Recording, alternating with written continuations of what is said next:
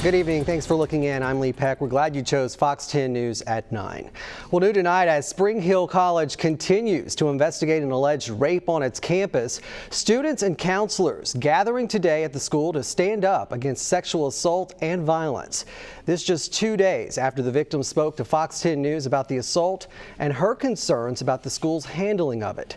Fox 10's Morella Porter joins us live in the studio. Morella, many sharing experiences of their own and also on behalf of others. Yeah, exactly, Lee. While Spring Hill College says they're taking immediate action to create a safer environment on campus, the Take Back the Night event this afternoon was a way for students to have their voices heard, demanding change at the school. To all the people that are here today, thank you for fanning the flames with me. Please do not let Audrey's fire go out. Voicing their pain to fuel a movement. They did not share their stories because they want to put you in fear. They've shared their stories because they want you to be aware.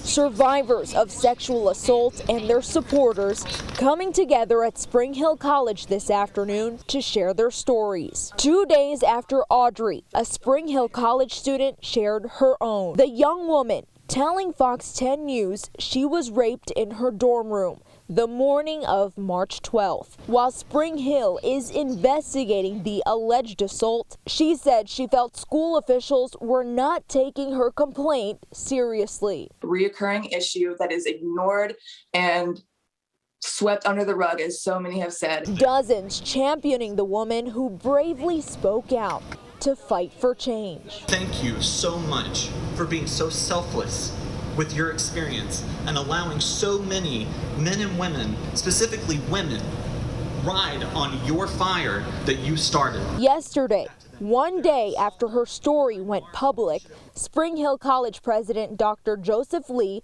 sent this letter to alumni, saying he's taking immediate action to create a safer campus, approving suggestions, some of which were made in this open letter sent by former and current students. Stand up and help me form and help Audrey form a new Spring Hill that listens. And to hear Audrey's story and see the steps being taken by the college to protect students and prevent sexual assault on their campus, go to our website, fox10tv.com. Well, police arresting this man, 23-year-old Raekwon Lyman, for allegedly shooting and killing a man in broad daylight. Lyman now charged with murder and discharging a firearm into an occupied vehicle. Officers say when they arrived on scene, the victim, Dion Pinquinette, was lying on the ground, suffering from multiple gunshot wounds. He later died of those injuries. Mobile police say the investigation is ongoing. Well, 2 shootings at a Blue Angels grocery store in Pensacola this morning, and a witness with active warrants allegedly gives a false name to investigators. A wild day for Escambia County deputies, initially called to the Food Mart on Olive and Whitmire Roads at 4 a.m., responding to a suspicious man sleeping in his vehicle. Now, when deputies rolled on the scene, they say they observed numerous narcotics and a gun in plain sight. Investigators say the suspect physically confronted a deputy while attempting to flee and then allegedly reached for his weapon. That's when the deputy fired at him. Police say John Lee Johnson Jr. is still at large, as is Hassan Moore, both wanted on battery and numerous weapons charges. Meanwhile, a third man was taken into custody for allegedly pointing a gun at deputies when they entered the store. No one was injured. Well, states around the country continue to try and get a handle on the coronavirus pandemic, including here in Alabama. Vaccination clinics are ongoing, and medical officials encouraging everyone eligible to get the shot as we try to edge closer to herd immunity. As the war on COVID continues, Thomas Hospital is providing its latest vaccination clinic this weekend. I feel very fortunate to be able to offer it to the community. 300 people are getting their first dose of the Pfizer vaccine. That's it. Oh, that's it? It's all done. Okay, you ain't gonna feel a thing. Daphne's Macedonia Missionary Baptist Church playing host and grateful to be on the front lines in the fight against the pandemic. Especially if it's positive results that's going to come out of it, and I definitely, everyone getting the vaccine, this prayerfully will be positive results coming out of it, and I actually got my first vaccination shot today. It comes as the pace has quickened. In some cases, no waits to get the shot. And USA Health hitting a major milestone yesterday, administering their 50,000th vaccine. This is the Alabama National Guard steps in to help roll out the vaccine to rural areas. Meanwhile, Alabama remains among a handful of states that has not said when it will offer the COVID vaccine to anyone age 16 and older. State Health Officer Dr. Scott Harris says they'll meet President Biden's date of May 1st. I think there'll be plenty of vaccine available for people to be vaccinated by the summer. I mean, that timeline exists. That, the real issue is going to be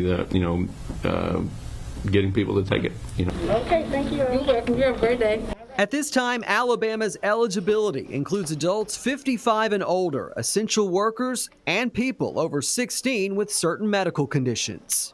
I think we're keeping up pretty well. I mean, I think with the way the demand appears to be, I think we're keeping up with it as the state rolls out different eligibility opportunities. I think we're keeping up with it well. We've got a supply right now that gives us the ability to continue to push it out, and so we feel really good about just the demand and kind of matching demand with the availability.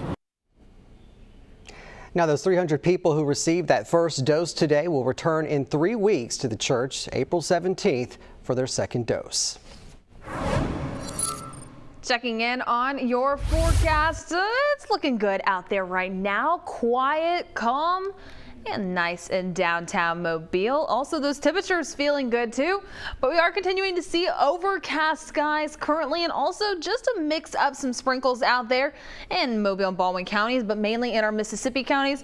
These showers have stayed further inland for today, so hopefully you didn't see any of those. But zooming out, well, this is where we start to see more of a situation brewing up top, and that's going to be more showers and thunderstorms heading our way. This is going to be in the form of a cold front, and right now you can see that extending through Nashville and Memphis, heading its way closer towards us by tomorrow afternoon. Now with this, there is also severe weather threats, because right now we're starting to see this line of storms bringing a lot of activity further up north. There were multiple tornado warnings firing up just around the Memphis area and Nashville, now just located in the Arkansas region there, and also tornado watches. As for us though, we're not going to be seeing the big bulk of that activity. SPC outlook, you can start to see the higher risks for severe weather going to be further off towards the East Coast. So North Carolina, Virginia, all seeing that. And then heading locally, we start to see that marginal risk, 1 out of 5 risk zone. Gusty winds going to be the biggest risk for us heading on into your Sunday. But what's the timing looking like? I'll have a full look coming up, plus my extended outlook. Lee.